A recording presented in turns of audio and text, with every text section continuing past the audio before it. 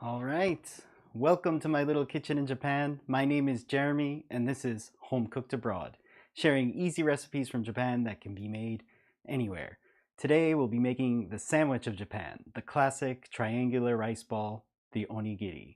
So you can pick these up at local convenience stores for a quick lunch or snack, and they're perfect for picnics, hikes, road trips, etc. So if you're watching live, I'd love it if you could say hello in the chat. Let me just make sure we are live. Okay, that's good.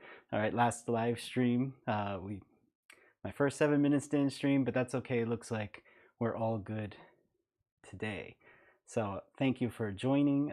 Looks like we already have one chat in from Karen. Says, hi Jeremy, I'm here. Look forward to seeing your presentation. Well, thank you so much for being here.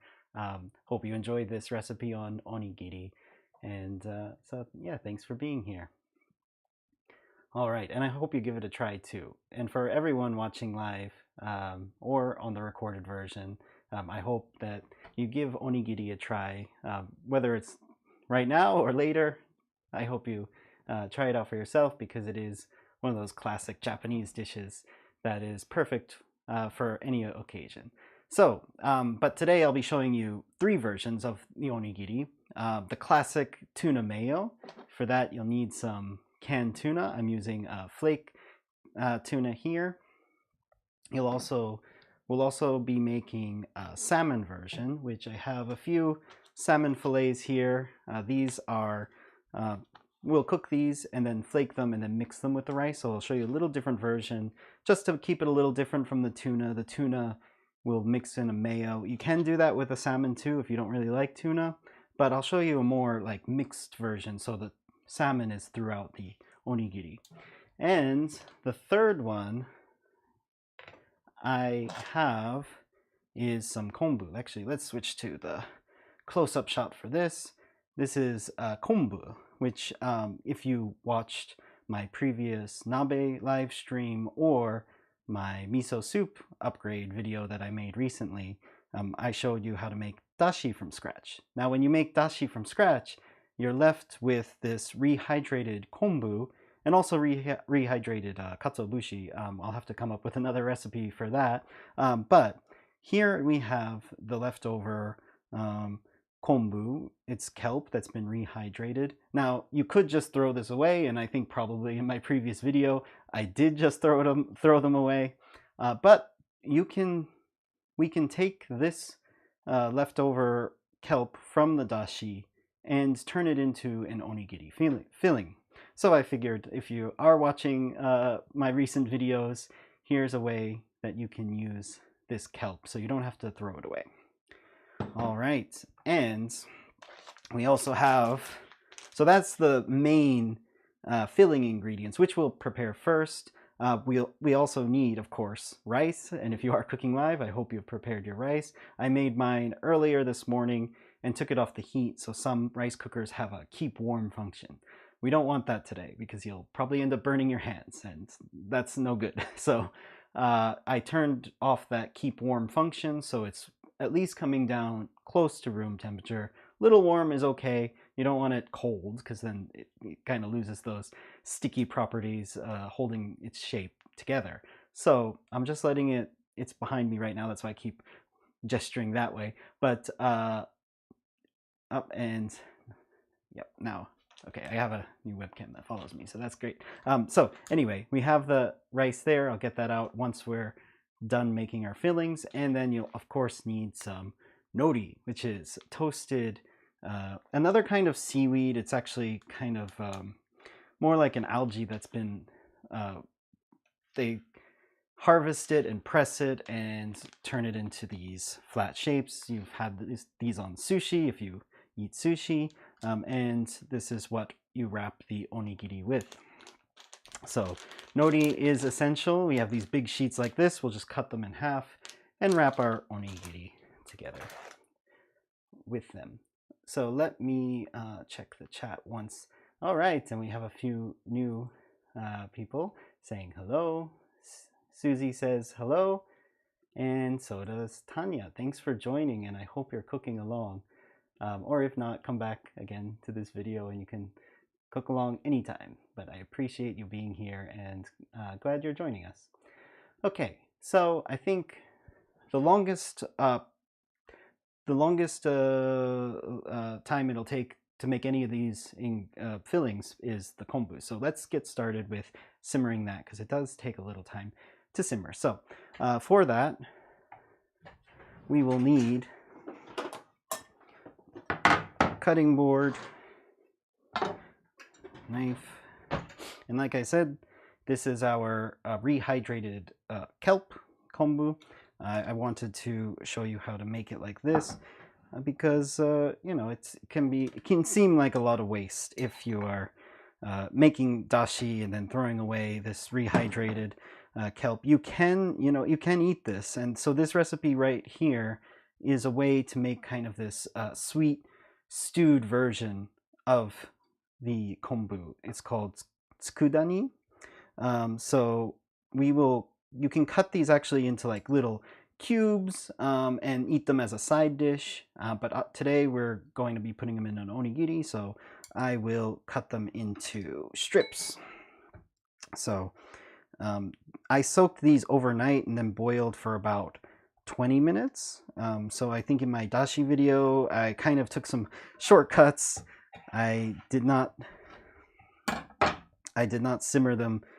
I did not soak them previously because I wanted to show a quick and easy way to make these kombu without needing to do, taking too long. So, but for maximum flavor, you can soak this overnight so it's nice and rehydrated, boil for about 20 minutes, and then put your katsuobushi in. So I actually do have right here, I have the stock that I made from the kombu. We'll actually be simmering the kombu in that original stock just for some extra added flavor. Okay, so for anyone watching in the live stream, have you had onigiri before, or have you made onigiri before? Let me know, what's your favorite filling for the onigiri? In Japan, it's very classic to have the tuna mayo, which we will be making today. But that's the one, that's the most standard one. When you go into a convenience store, they have shelves lined with onigiri with all sorts of different flavors.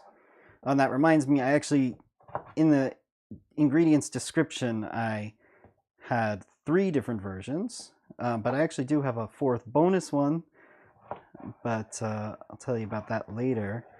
It's not really much preparation. That's why I think I'd be cheating a little if I said, let's make 3 variations, and then I pulled out that 4th ingredient and didn't need to do anything to it and just threw it in the center. But that's what is fun about onigiri, is you can put in really whatever can fit in a rice bowl, whatever will stay in there. You can get all sorts of different variations, not just seafood. Sometimes I've even seen, like, karaage and mayo, so that's the fried chicken inside of the rice ball. All right, so I'm just cutting this kombu into strips like this. So last time when I actually made this video, so this is a follow-up to one of my early videos, and I made 3 different versions that time, only repeating the tuna mayo today. Want to keep it as fresh as possible.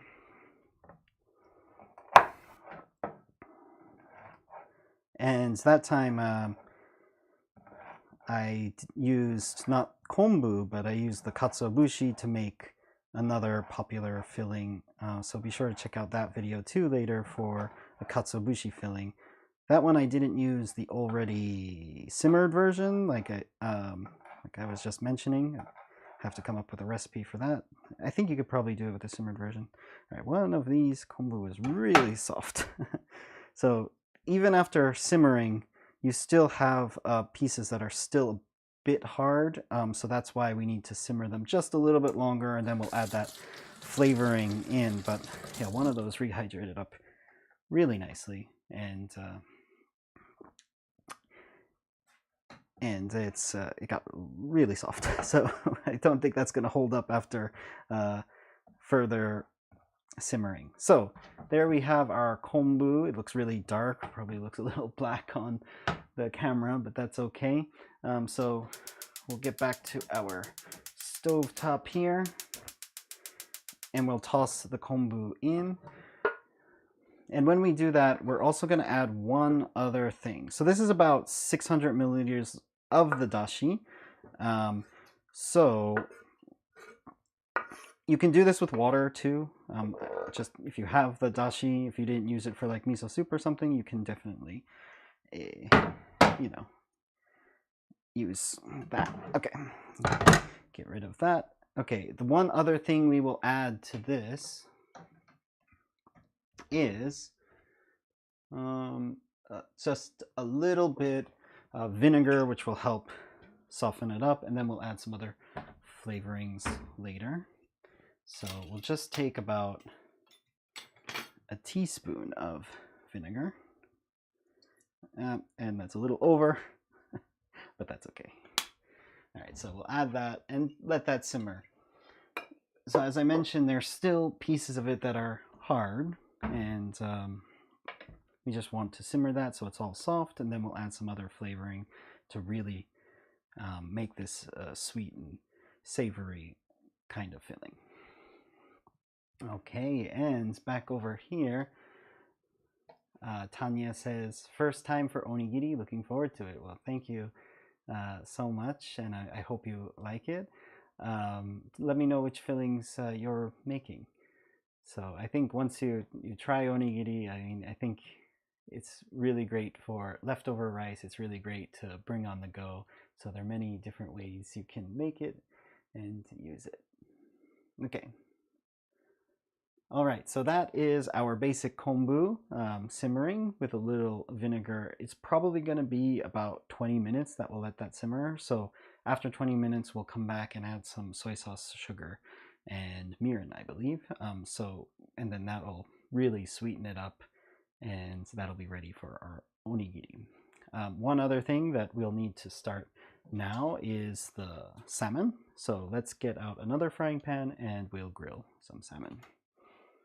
So for this, you don't really need to do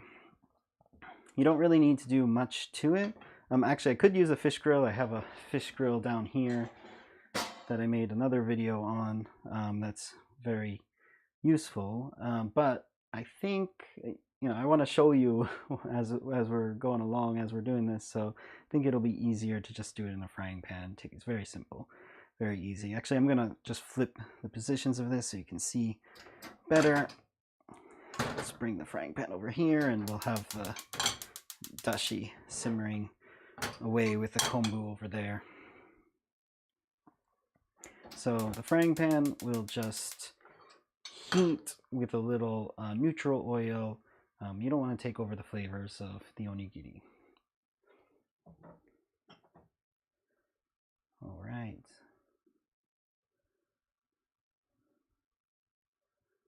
So once that heats up, we'll add a little oil, and for this, we won't use all three of these. But we will use. Well, you know what? I think I will use all three because I don't want to separate them out, and then when am I going to cook it later? But you don't need that much for just onigiri. I'll save it for something else. For these, I'll just take, let's zoom in a little. There you are. So I'll add a little, oops, pinch, just like that. That was a little unintentional, but there you go. You got the idea. All right. And some pepper. That's it. All right, and my stove has told me it's time to cook. It beeps when it's getting too hot. So I'll add in a little neutral oil. Have our salted and peppered salmon. I'm just gonna try to salt and pepper both sides. Okay, and then give it a little pan fry.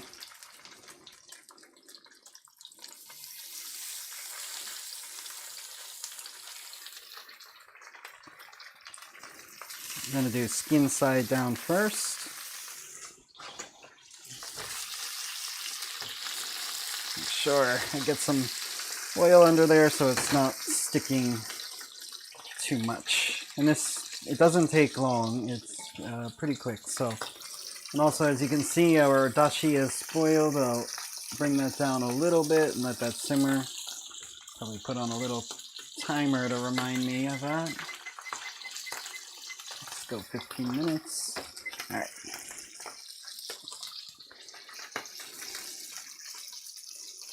Okay, and once it starts to get pink around the edges, we'll give it a flip. So we really want this to flake once we are done cooking it.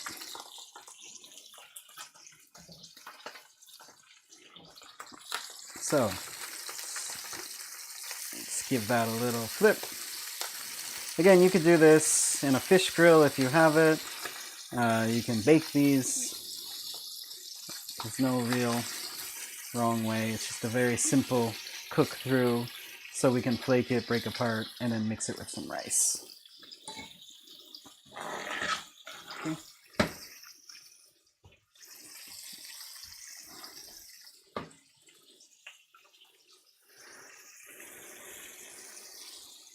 Okay, and while that simmers, we will get our tuna mayo ready, which is the easiest of the three. Maybe that's why it's the most popular.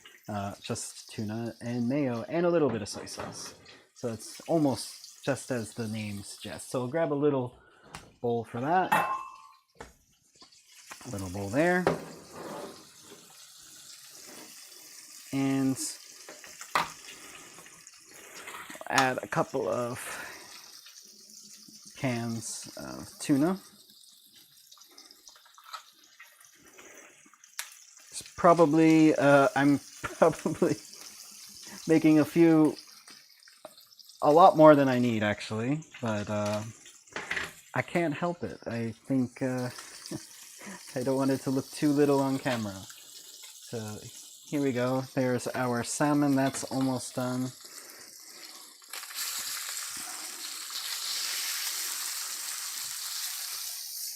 And that's good. I think that's really all you need. So we'll kill the heat and let that cool a bit so we can flake it.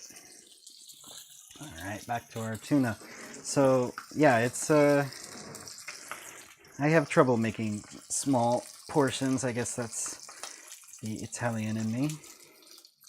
It always looks like it's not enough. But of course, Japanese cuisine is more the cuisine of simplicity and less is more. So, you know, I'm getting there, but we'll eat it. Okay, tuna drained and in a bowl. And we'll add just a little soy sauce. Like a teaspoon or so. You don't need much. That's probably more, but that's okay. We'll mix that together. So I think I had made this many times before when I was home, and just before I was about to leave, I would make a batch of onigiri to leave. And I always found that the tuna mayo is coming out very dry. It was good at first, but then it dries up very quickly. And it was because I didn't add a little bit of seasoning, that soy sauce, and that soy sauce will help season it, but also it will keep it very, very moist in the inside, and it won't prevent it from, you know, drying out. So since then I've started. And speaking of that, I think we can do the same thing to the salmon as it's come off of heat, and just pour in a little bit of soy sauce to get that flavor in there. Okay. Back to our tuna mayo. We of course need some mayo. I recommend Japanese mayo for this, Kewpie. So we will add in a lot, a tablespoon or so, a little tablespoon and a half. Want it nice and creamy, and this is it's supposed to sustain you. You're eating this for lunch, or you're eating this on top of a mountain in a park, and you need your energy. So it should be very creamy like this. There we go. That is, and that's the easiest one. So if you're just making tuna mayo, that's it. That's all you need to do. You don't need to do these extra steps with the other two variations that I have over here to my left. But you know, I didn't want you to take your time, come here, and I just show you the very basic one and say, okay, that's it. I want to give you a little extra for your time, so make sure I give you some options. Just added a little pepper, and you know, this is up to you. So this is the basic tuna mayo. If you want to add some sriracha to make like a sriracha mayo, that's totally fine too. So you know, I'll leave this up to you and experiment with it, have fun. That is really bright, isn't it? So let's bring down the shutter a little so that way you can see it a little nicer. Okay. So there is our tuna mayo. Bring that back down. Okay, so that is our first one. Our second one, our salmon, is pretty much ready, so we'll break that apart soon. And our kombu is simmering. So actually I can again do the same thing. So now that we're done with that, bring the kombu back easier so you can see it.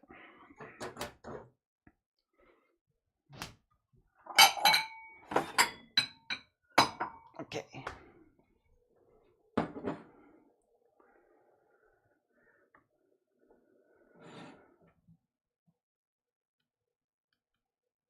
Okay. All right, so we will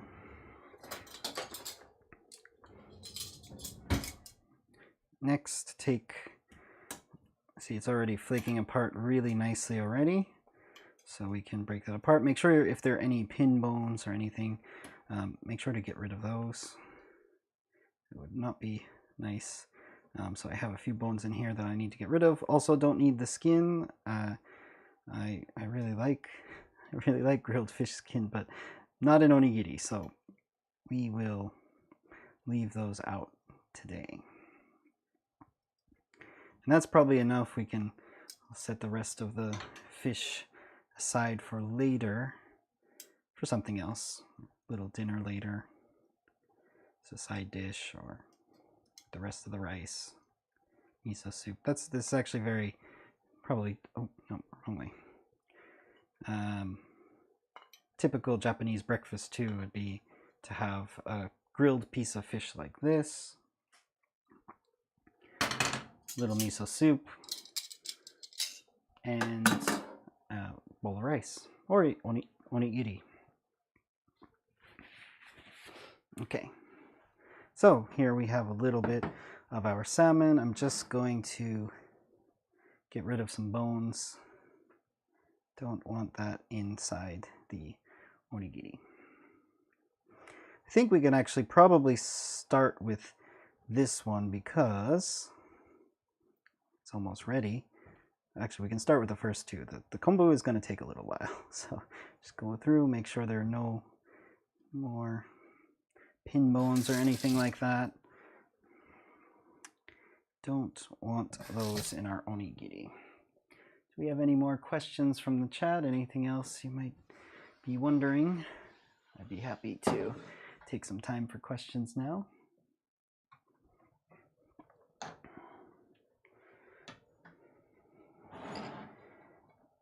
All good. Okay. So to this, I want to add, we're going to change this flavor just a little bit. I'll add in a little drop of sesame oil and sesame seeds to go with that.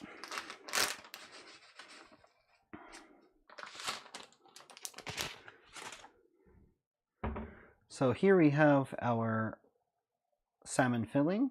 You could just add this in the center of the onigiri, or we'll actually just mix it together so it's throughout the onigiri. So I'll show you two different ways to do that. So we'll hold off on that and I'll go get the rice. Let me check, make sure.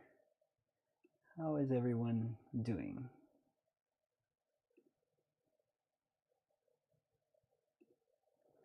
Okay.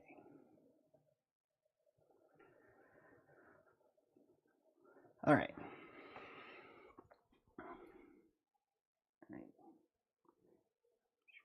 Okay. All right, let me get the rice. So I have the rice here in a rice cooker. And shouldn't be too hot anymore right now. So there we have our rice. Okay, there we go. So we have that there. It should be cool to the touch, but still just a little warm. You don't want to burn your fingers. Please don't burn your hands when you're doing this. So if it's a little too warm, you might want to wait off on a little bit. Okay, and let's see. Still have about 4 minutes to go on our simmered kombu, so we'll wait on that. All right, let's take a little bit of the rice and toss it into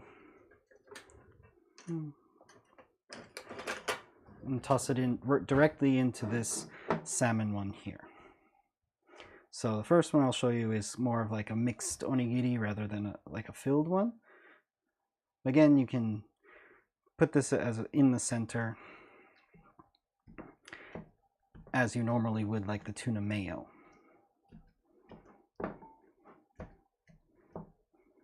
So I'm just going to take a couple,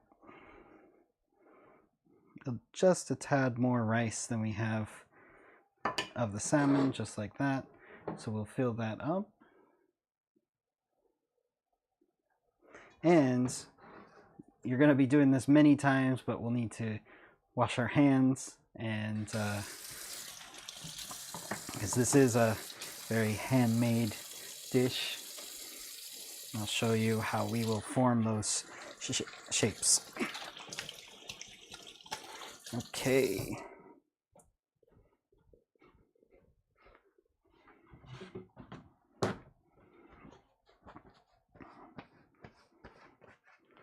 All right, and I think camera switching is going to get a little tricky. So here we are. You can give that a quick mix. Make sure it's like well incorporated throughout. Little bits of salmon throughout the onigiri, and I think I found another little pin bone or tendon or something. So get rid of that. There we go. Yeah.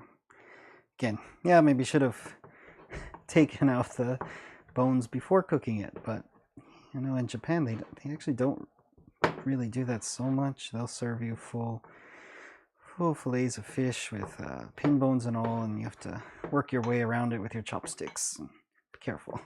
All right, so we are mixed with the salmon throughout, just like that, and that's what we want. So next, I'll switch over to my main camera as I show you how to do the onigiri shape. So we'll take our rice with the salmon in it, and take just like a handful of that. So we have our handful of rice, and we will take it, and you're gonna be closing it in like kind of like this shape. Close it, turn, close it, and turn. So close it, turn, close it, turn. And there we are. So there we have our first. It does help if your hands are slightly wet too.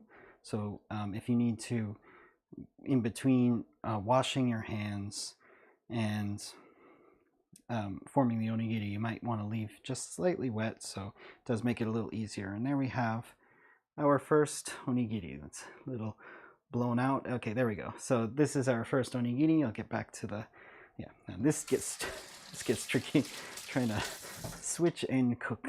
So here we go. There we go. And there we have our first onigiri like that. And this, you can just eat this as is, or you can put some nori on it. So you can see the salmon throughout. It's a really easy, basic way to make those. I need to get a little plate to set these on, so let me go grab a plate for that. All right. So let's set that down. We are running out of counter space a bit. So let's go take a look on our stewed kombu. Yes, yes, yes. Okay, there we go. All right. So water is reduced quite a bit. You know, you can test this, make sure that it's soft and cooked through. In the interest of being on a live stream, I'm just going to assume that it is ready and then add our other ingredients to it. Okay, let's see. So just check my notes real quick. 2 tablespoons of soy sauce, 2 tablespoons of sugar, a teaspoon of vinegar we already added in. So if you're looking at the description, we already added that. We'll skip it right here. And then a tablespoon of mirin and some sesame seeds. Okay, so I will update the description later. So if you're coming back, or if you're watching this on recording right now, the description should be fine. But let's add directly into this 2 tablespoons of soy sauce. This is where the flavoring of the tsukudani will come in. So that's the saltiness. And I'm going to do the 1 tablespoon of mirin now. And I think if you've joined in some of my other live streams, you've probably used mirin in hot pots. And I have it in many other recipes. This classic trinity between soy sauce, sake, and mirin is a lot of the basis for a lot of Japanese sauces. It's sweet rice wine, a little different from just sake. So it brings some sweetness. I have gotten questions before about, well, can you substitute sake for mirin or vice versa? And you can get away with substituting some sake for mirin if you add a little sugar to the sake, but it doesn't work the other way around. You can't really substitute mirin for sake because maybe you don't want to bring sweetness to a dish that's not really supposed to be sweet, and the sake is used more to get rid of some of either tenderize, or they say it gets rid of some of like the fishier or meaty odors. That's why you would use sake for, to get rid of some of those, scents. So it doesn't really work that way, but you can go the other way. So I just washed and dried my tablespoon to grab some sugar. So add 2 tablespoons of that, and that'll help kind of thicken it up.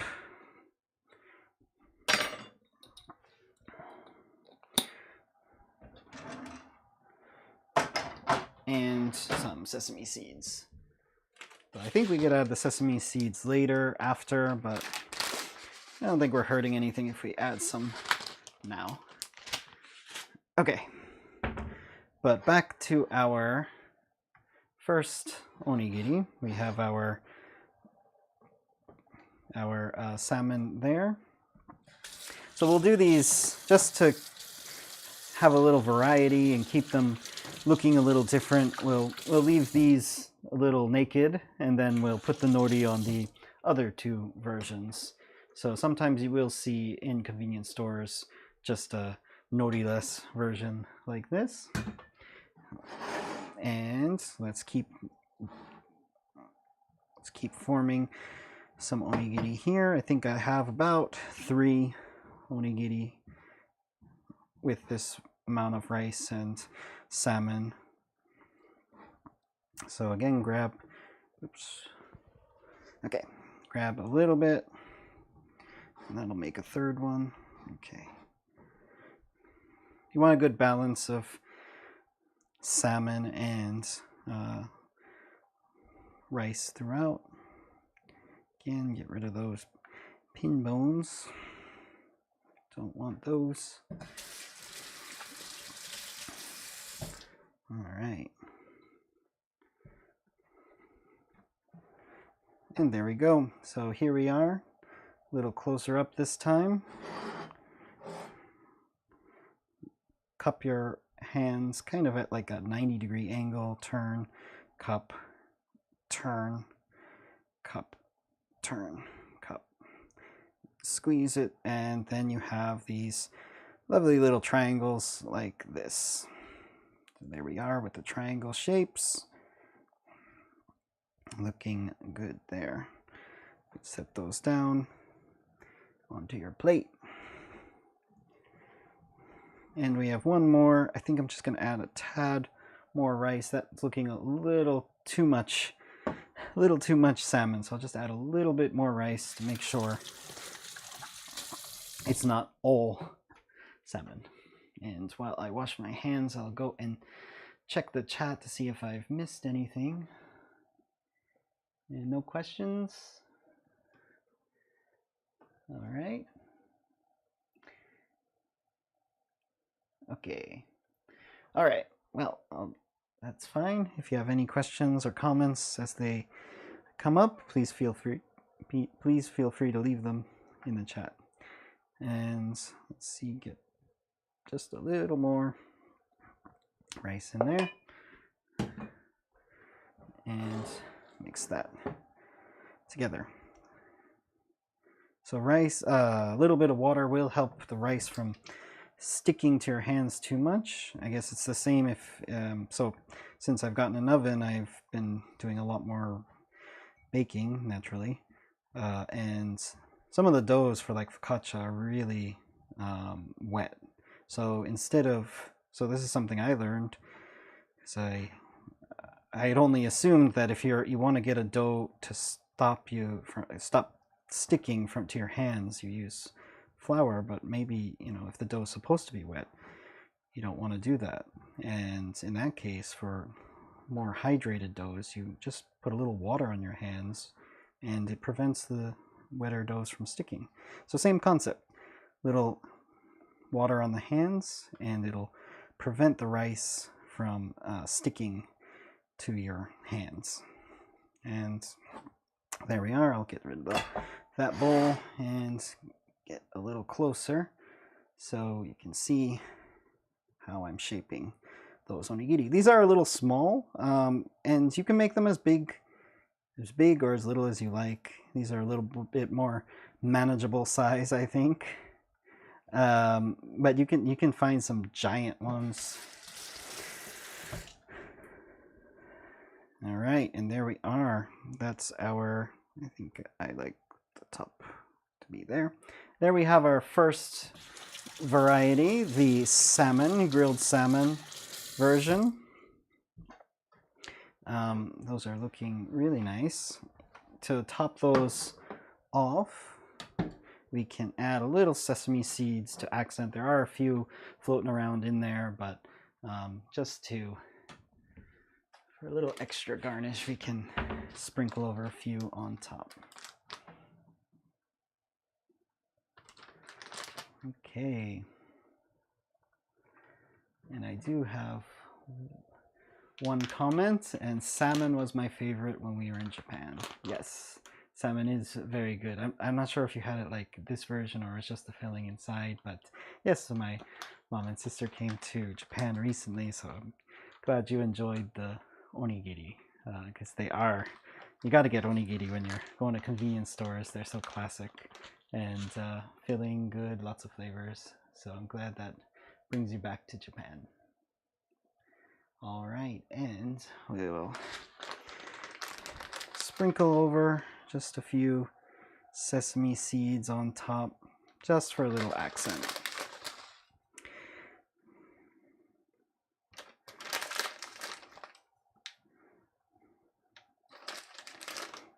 Okay, there we are. So that's our first onigiri. I'm going to keep the sesame seeds by handy just in case we need them for this tsukudani. Let that boil a little longer. All right. Okay. Always tricky with the counter space here in Japan. Okay, so there we have our first 3 salmon onigiri. To wrap these, so you can also talk about wrapping.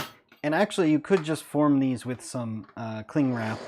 But if you're taking these with you, you can grab a little cling wrap. And let's see. Place it in your palm like that, and you can wrap it to go. And there you have your to-go onigiri. So just like that.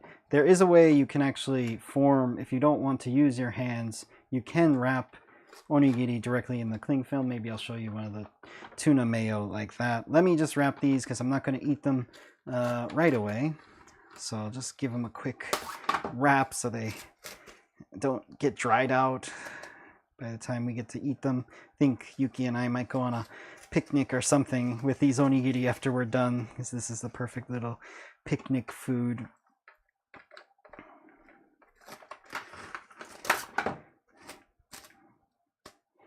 So I wanted to do these onigiri for the sakura season, because I mean this is the sakura time of the month right now, and they actually came early, so they're actually done. So we won't see any sakura with these yet, or anymore, I should say.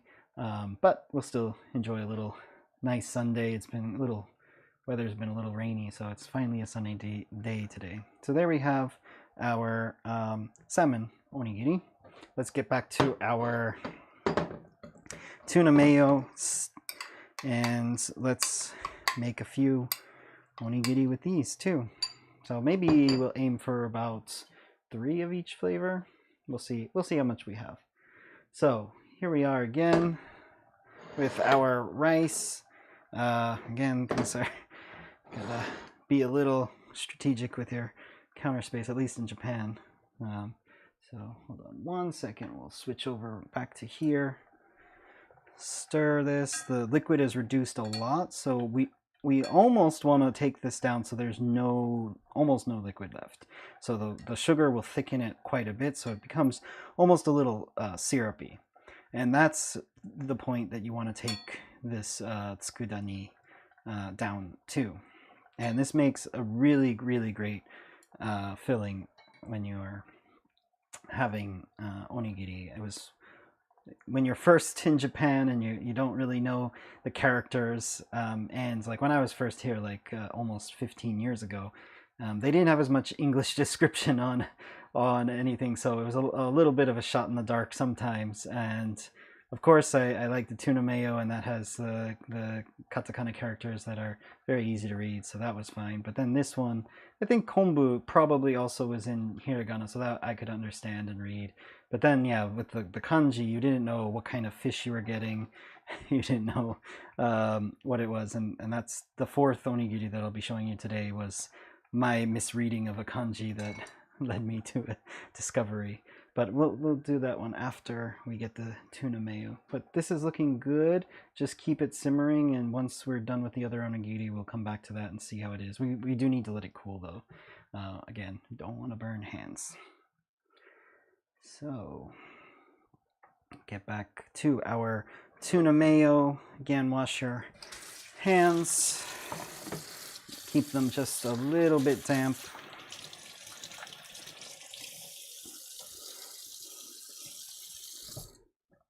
So you don't need to dry them. Well, you know, I do got to. We didn't do it for the first one, but now it's time to get out the nori. So that I do need to dry my hands. I don't want nori sticking to my hands. So here we have our nori. And so we'll take out a few sheets of these and cut them right down the middle, which kitchen shears are the best for. You could use a cutting board and take those out. Let me get another plate for those behind me. And okay, so take out a couple of sheets. I'm going to use, depending on how covered you'd like your onigiri, because you can completely cover them, so you have these completely covered black triangles, or you can do them into strips. So I'll show you these up close, but they're already perforated, and I'll throw these behind since I want as much room as possible over here. So here we have our shiny strips of nori. There are two sides of it. This is like kind of the rougher side, and here is the smoother, kind of shinier side. This is the side you want on the outside of the onigiri. This one will stick to the rice. So to cut these, we can do this in two ways. Let's see again, to organize a little bit over here, make sure you guys got a good view of everything that's going on. Okay. Yeah, that's pretty good. Okay, so here we have our nori. Now you could cut these right down the middle, so you have these two long strips. That's totally fine, but as I have been coming up with a little smaller onigiri today, I think I will kind of follow these guidelines and cut three different strips from these. And I say kind of because they're not exactly even, but you can definitely fold along those perforations to get your shapes instead of using scissors. So you can fold along these if you want, just like you're back in grade school with construction paper, and tear them kind of like that. That's totally fine. This one, this is going to come out a little smaller, but that's okay. But I'll show you, if you do have kitchen shears, which are super useful, you can also cut them like that too. Just have a little cleaner edge. It's up to you. So we will cut those. I'm gonna kind of ignore the lines and just kind of cut a little more evenly, or into thirds a little more cleanly. Came out a little, so I'm cutting just off of the lines.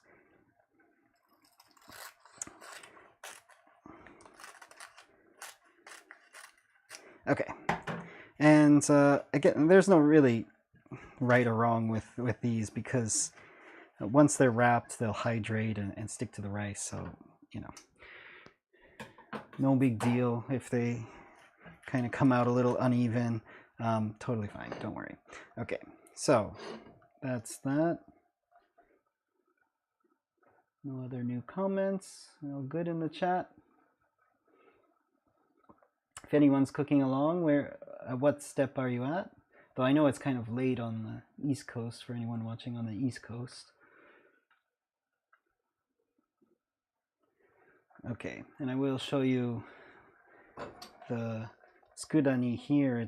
The liquid is reduced almost completely. That's great. That's exactly what we're looking for. And the kombu's gotten really dark, almost to like a black, which is totally fine. So this is looking really good, almost there. Maybe after we don't want it to start frying on the surface, but that's what we want. That's what we're going for right here. So after we finish these tuna, versions. I will take that off the heat, let it cool a bit. I'll show you our bonus onigiri and then finish with that tsukudani. Really, this should be done ahead of time. I'm kind of taking some shortcuts to at the risk of burning my hands to make sure it's all on the live stream. Okay, so again, wash hands, make sure they're a little wet. This one we'll do a little differently.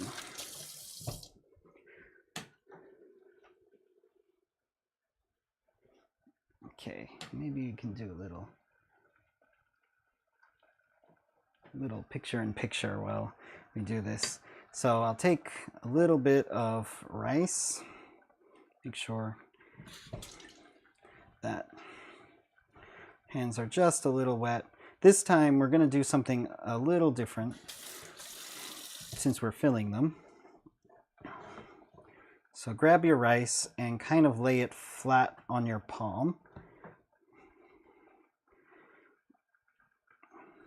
Oh, and I forgot one thing, but since I don't have a salt shaker right now, it's a little difficult. But what you can also do is you can, after you wet your hand slightly, sprinkle in a little salt, and then you have some flavor on the outside. But right now, I don't have that, so I mean, I have salt, it's just not in a shaker, and my hands are full of rice already, so skipping that for this one. So have your rice, and then a little bit of the tuna mayo, and put that right in the center of your rice. Like that, and close it up as best you can, and then so that the rice is completely covered, the tuna. And the tsukudani, I think, you know what? I think the tsukudani is done, so I'm gonna just turn off the heat right now because it's getting a little angry over there. So here we have our rice ball that's not really formed yet, and then do the same exact thing. We will close, so cup, turn, cup, turn, cup, turn, cup, and turn. There we have our tuna mayo, the classic rice ball right there. Give it a little smush down, make sure it's all together. And there we have it. That is a pretty looking rice ball, if I don't say so myself. There we have it. Then take a nori strip, place it right in the middle, and wrap it around like that. And you can push down the sides if you, or the tops rather, if you like to, and it'll start, so it looks very like it's not like you typically see it. That's because it hasn't rehydrated yet. So once you give that a few minutes, the nori will rehydrate it and it'll stick really nicely to the surface of that rice. So there we have our first tuna mayo. I'll set that alongside with everything else, and I'll show you, let me show you the cling film version. So if you can do this the same thing, if you don't want to touch directly, you can take a little of that cellophane there and put rice directly, like do the same exact thing. You're going to put rice on the palm of your hand, but this time it's just covered in a little wrap. So we'll put that there. It looks like we have a little bonus salmon in our tuna. That's no problem. So you do the same thing, spread it out on your hands, grab a little tuna mayo right in the center, and maybe a little more rice. Gotta make sure I have enough rice for the other ones, but you know, I don't want the tuna mayo to come out the sides. Maybe I put a little too much, but we'll see. So anyway, you do the same exact thing really, is so inside the cellophane you can kind of do the same kind of squeeze and turn, and that kind of will help make it easier. Maybe, I don't know. I think doing the hands is kind of easier, but you know, you can do it like that. It's at least keeps your hands a little cleaner. But you know what? I like playing with food, so I'm not too worried about that. But if you want to, you can. So there you go. That's the same exact principle. But of course, now we gotta unwrap it and put some nori on it. We can wrap in that one later. So let's grab a little nori. It's okay, we have some tuna coming out the top. It's fine.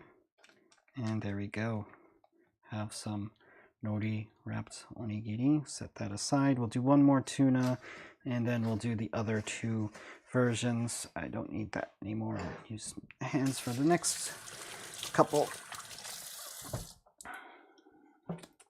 All right, and I'll take a pause here as well, just to see if anyone has put any comments in. And I have a comment from Hyokyo. Says hello. Thank you so much for joining again. I really appreciate that. And I think, is it the middle of the night for you again? So I thank you for joining, and I hope you give these onigiri a try tomorrow or whenever it's daytime for you. But I really appreciate you showing up. And let's see, another comment from Tanya, who says, we are cooking right along with you. Super excited to try them, and I'm so glad to hear that. Which versions did you make? So did you make all three? Maybe skip the kombu version. Let me know. So that's great. And let's see. In the meantime, I had taken the tsukudani off of the heat.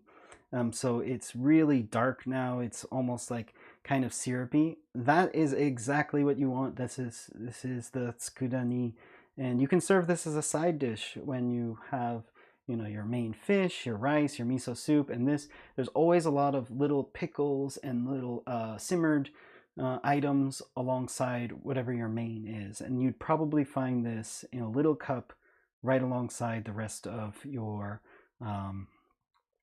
dish. So this is what we're looking for. I'm just going to let this cool, so because it's probably still really hot. And in the meantime, I'll go back to, wow. And Tanya says all three, and I'm really impressed by that. I hope that the tsukudani works out for you, and I hope it's looking like this right now. Okay. All right, let's get back to our final tuna, and then I'll show you the bonus version, which I did feature in my previous video way back when I first made these on my channel. And let's see, here we have,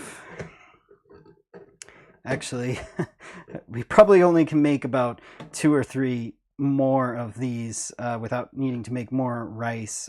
So let me show you the bonus one now, and then tsukudani, and you know, just to make sure I don't want to run out of ingredients before I can show you everything. All right, and now it's a little bit of story time. Okay, so like I said, when you're first in Japan and you go to the convenience store, you see a shelf of all these onigiri, and maybe you know the katakana, maybe you know the hiragana, but so you can pick out those. So Tuna Mayo, that's in hiragana and katakana, so very easy to pick out. Maybe the salmon will have, sometimes it has it in katakana, Salmon, or you know, it might have the kanji shake. But then there's a lot of fish that'll just have the kanji, and if you didn't learn the kanji, it might be a little difficult to know what they are. So I was just trying my luck one Saturday afternoon and just grabbed a bunch at 7-Eleven, and actually there might be differing opinions in Japan, but I think 7-Eleven has the best, at least according to Yuki too, and I do think the nori is better at the 7-Eleven rather than the other Family Mart or Lawson, which, I mean, you can't go wrong at any of them, but 7-Eleven is what I had close by. I went in, grabbed my tuna mayo. I probably grabbed the kombu version because I could read that. And then I decided, you know what? Let's try this kanji. And it had a kanji that's very similar to the kanji of sea, as in ocean. And I think, well, you know, of course, many of the fish ones have that same similar type of character. But I noticed on that character, the left part of it didn't have the smaller particle for water. It had one for tree, but I was like, well, maybe it's some kind of a vegetable in the sea. And I went to the park, had my tuna mayo, and then I opened this version that I thought was a sea, and it was like sour. And I was like, what is so sour in the sea? And I could not figure it out. And then I looked at it and it was like red. And I could not tell what this thing was that I was eating, and I just could not imagine what in the sea is sour. But I looked up that kanji later, found out it was nothing from the sea at all, and maybe some of you are aware of this and are getting ahead of me, but it is umeboshi, plums.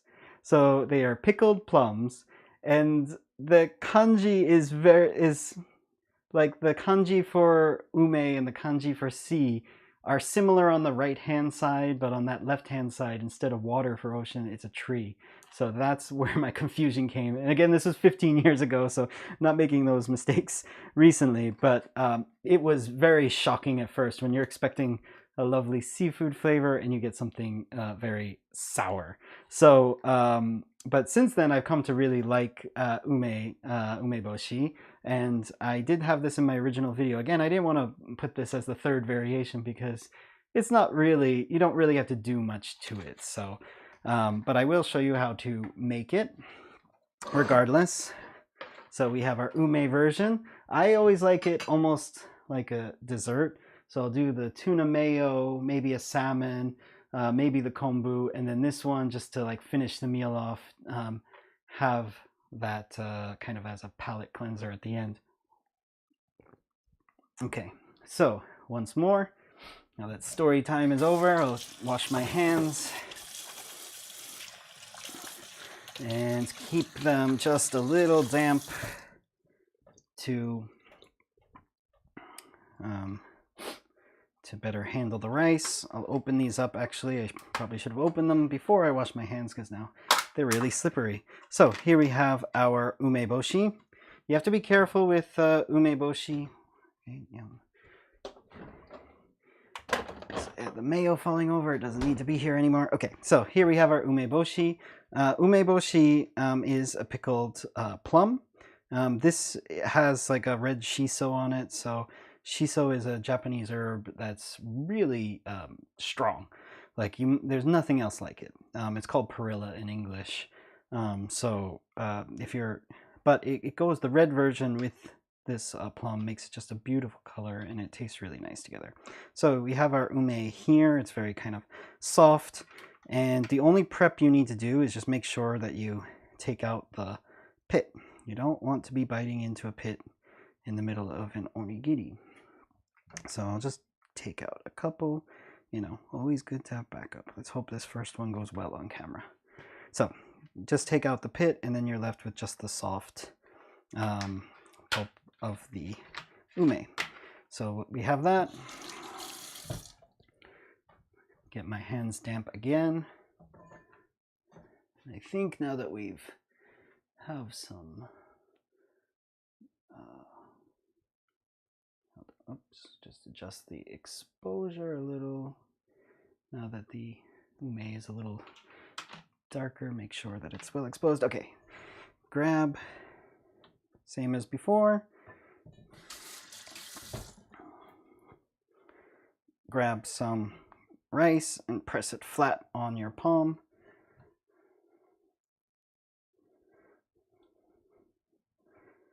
And then your ume just right in the center of your rice.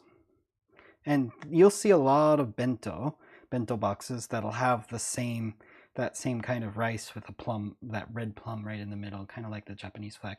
That is a very typical way of serving a bento. That red thing in the middle is this umeboshi plum. In case you didn't know, now you know. they come in little different forms. This one's like really soft, but they have some ones that are a little smaller and harder. But just be careful when you are eating them on a bento. Likely they will have the pit in it, so bite delicately and get rid of the pit. And there we have our bonus umeboshi onigiri. And this one I kind of want to differentiate it a bit. So because once you though we have the ume poking out there at the side, but to kind of, you know, not confuse the tuna with this one and the skudani, you can take, we'll do a little like kind of cover that's a little different.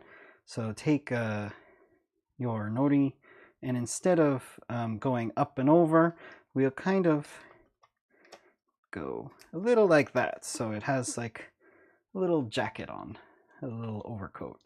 And we can put the flaps down on the side, and there we have our ume version. So that is the bonus version. I'll set that to the side with the others, and maybe I'll have that, make that ume one later. So I'll have to come up with some other things for ume, since we don't really have that much ume regularly, umeboshi. Let's see. All right, and I got a bunch of comments. I'm only gesturing to this face tracking of the camera. I'm not gesturing to any of you to stop. But let's see, I got a few new comments. I'm sure I'll make the tuna tomorrow for a snack after gym and before I start my next day's fast. That's great. And that's awesome that you're fasting. I've been doing some 16-hour fastings daily, and I've lost 4 kilo or about 9 pounds, so happy about that. I have to work off my food truck weight, but that's awesome. Yeah, it's a perfect after gym snack, full of protein if you have the tuna version, so great. And Hyokyo also says, I dislike them so much. Yeah, the ume, I am assuming that you're talking about the ume. So I tried the sour plum so many times and they are way too sour for me. Yeah, they can be a bit of an acquired taste, so I know exactly what you mean. Oh, okay. This is a great question. So how long do these stay good for if you make them ahead of time and store them in the fridge? And the answer is not long. So I would not make them too far in advance, and the fridge will dry them out. I made that mistake early on when I was first making these. I came home, like I think it was the same cultural event I was talking about last time when I made curry. I came home with a bunch of rice, and I think I tried making these, and I made a ton of them, and I put them in the fridge, and I'm thinking like in American style, American terms, where you just make a bunch of food, you put it in the fridge, and you take it out as leftovers. Japanese food doesn't really work like that, unless you're talking about like curry like we made last time. Usually when you're cooking Japanese food, it's what you're going to eat that day. And it really doesn't last much longer than that. And actually, they don't really refrigerate leftovers either. Again, except for the curry they do refrigerate. But usually if you have any leftovers, or someone's coming home late, because when you cook Japanese food in Japan, you make exactly the amount for the number of people that are going to be there. So if this person has an after school activity and they're not coming home in time, they don't need dinner, they're going to have a bento out, they'll make one less portion. So I always had to call my host mom ahead of time and say, I'm not coming home for dinner today, or I will be there. I had to let her know ahead of time because leftovers are not a thing in Japan. And if there are leftovers, if someone does come home late, they set them out on the counter and just leave them out on the counter, not refrigerated, and people will, you know, eat them when they get home. That's very typical with like the salaryman, you know, fathers coming home way past 10 or 11 at night and having, you know, having dinner then. Onigiri, the rice is going to dry out really quick. So I think if you're going to make them and want to have them at a party, or, you know, you're going out, make them the morning of. That's probably your best bet. They'll probably last that day in the fridge, but don't take them to the next day. So that would be my best answer, because you'll end up with a lot of dried rice, and that's no fun. So that day, refrigerate it for just that day, but yeah, not much longer than that. But great question, and I'm glad you asked. Okay, so, and that gave us a little time for our tsukudani to cool, hopefully not too much hotter, and I'll set that aside in our bowl over here so we can get ready to put that in the center of the onigiri. And I think, all of you, for anyone who showed up, watched this live, really appreciate it. I really like hanging out with you guys, and for all the people who are cooking along, I really appreciate that too. It means a lot to me, and if you've been hanging out for this past hour, I really appreciate that. And we are coming down to the close of this live stream pretty soon after I show you this version. And so yeah, just wanted to say that before we wrap things up. Get back over here. So there we have our tsukudani. It looks really black, doesn't it? That is exactly what we're going for. That's more of a feature than a bug. So just clean up the sides a little, clean up the counter a little. All right, and let's make our, it's a little warm to the touch, but not bad. All right, last time, let's rinse, wash. Let's keep the hands a little damp. And I will, also the rice has cooled quite a bit too. So you might want to cover it a bit, just so it doesn't dry out.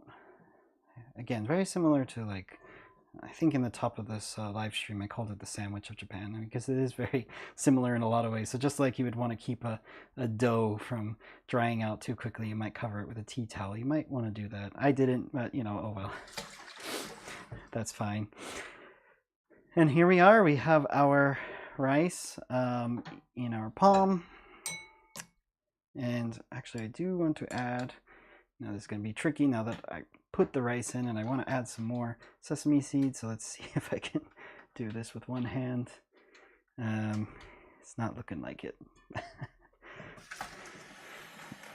Okay, there we go. One thing I want to add to that, I did add some while I was stewing, just for another pop of color in that dark kombu. Add a few more sesame seeds and mix those together.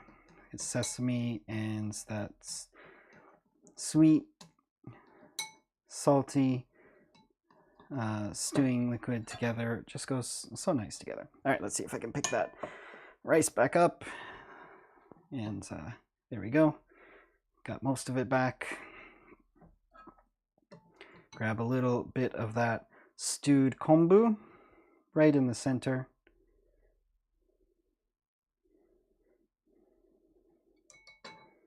And just as we've done for the past 3 versions, close it up and form it into your triangle.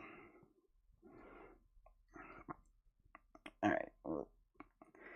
If it's sticking too much to your hands, again, just rinse them a little bit in water. I think I need a little more on the top. There we go. And there we go. Let's close them up.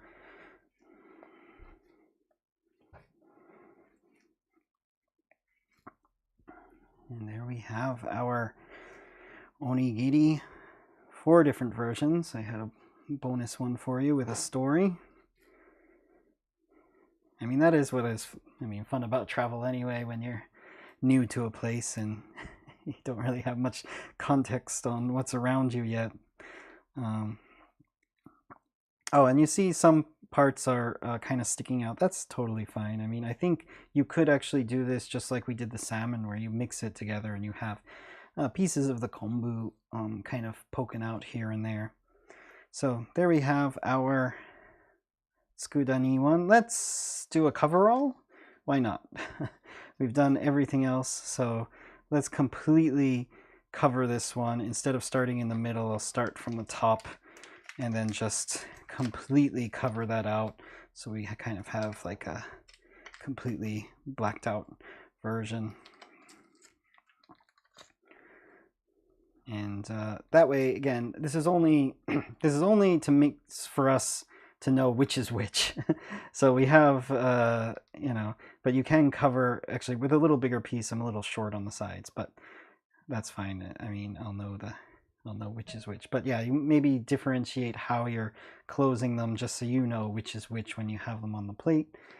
All right, and I think I have about enough rice for one more. So I'll do one more skudani to take with us on our little picnic wherever we're going, whatever park we're going to. And yeah, that's about it. All right. Grab that. Again, if you have a salt shaker, you can, once your hand's a little wet like that, sprinkle a little salt on your hands, and you're seasoning the outside of the onigiri as you're folding it. But yeah, I do not have a shaker right now.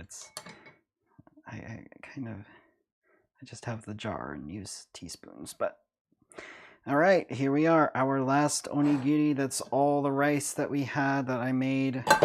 And here we go, closing up that last one.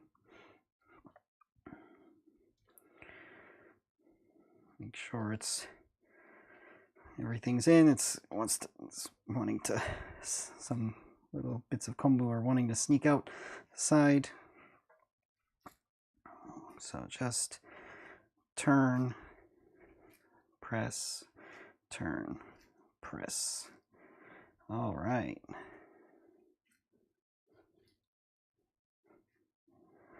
Okay.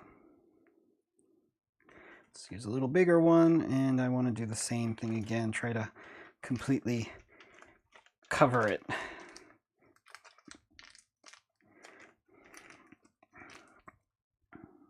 Just so we know that that's the one with the kombu in it.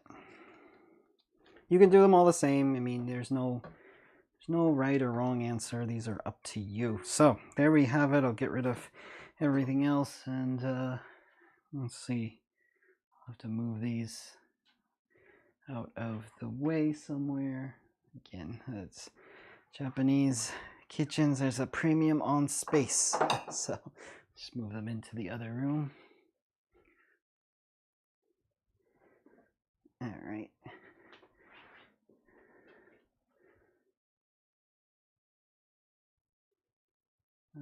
Hold on. Camera followed me into the other room, and now got to get it back. Okay, there we go. So there we are. That is our 3 different variations of onigiri. Let me say that again without the water. So here we have 3 different versions of onigiri. I've showed you the tuna mayo, the classic, which I have in a little jacket like that. You can see the nori has rehydrated, and now you have that classic look to the onigiri with that nori rehydrated on the outside of it. We have the salmon version, and I can open that and show you what that looks like. There we have our salmon version too. And let's see, we will, okay, bring it in a little. Okay, there we are. So that's our salmon, which is a grilled salmon that we've mixed together with the rice. So, I mean, even if you're making like takikomi gohan, which is really popular on my channel, if you have leftover takikomi gohan, you can form it into onigiri like that to take with you as a little snack. And then we have our bonus ume version. And finally, our coverall, the tsukudani. So there we have 4 different versions of onigiri. I think so. I'll break my fast a little early, and this will be the first thing I'm eating today. I'll try the salmon one. And let's give that a try.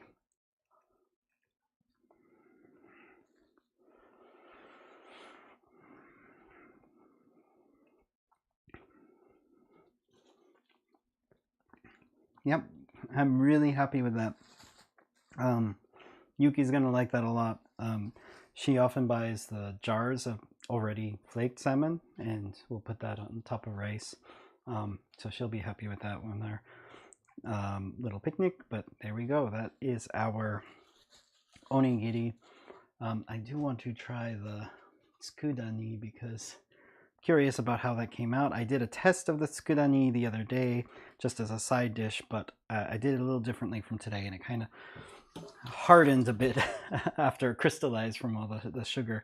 So I want to make sure that it tastes, it holds together well, and tastes good too. All right, still got little bits of rice on me, sticking to me from making the onigiri.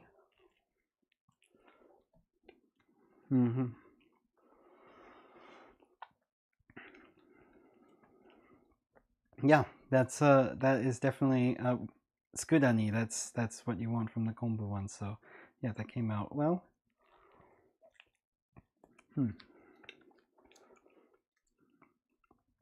Very good. Very happy about that. Let me grab a little plate to set that on. All right. So that is about it. I have a few more comments. Delicious. Glad you enjoyed it. That's good to hear. Hyokyo says the salmon one looks so delicious. Probably my fave. It came out very well. I'm happy about that. So hope you give it a try too. Yeah, and feel free to switch it up. You can also do that salmon just like the tuna one, and do like a little salmon mayo too, or just do that same grilled salmon directly in the center. So that's great. Hope you give it a try. Tanya says, yum.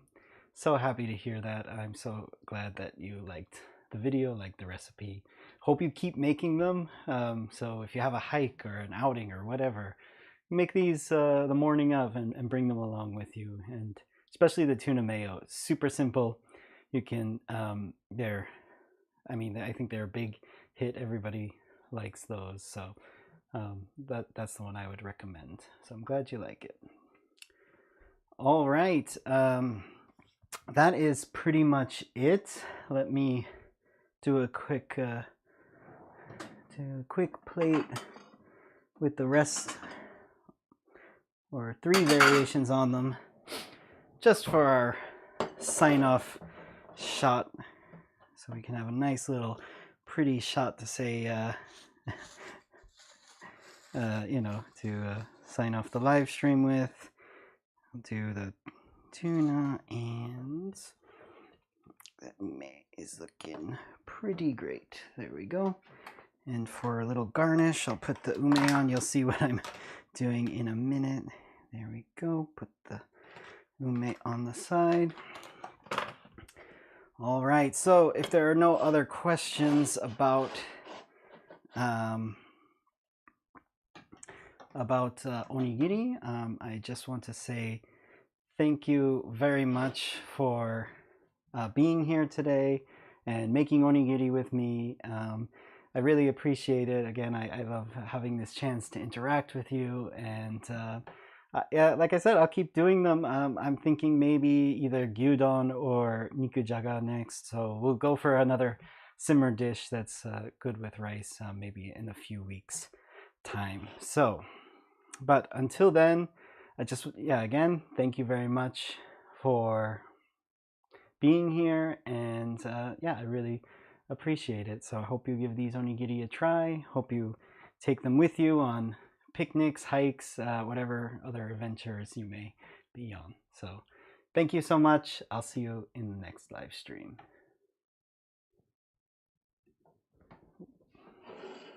Oh, other way. There we go.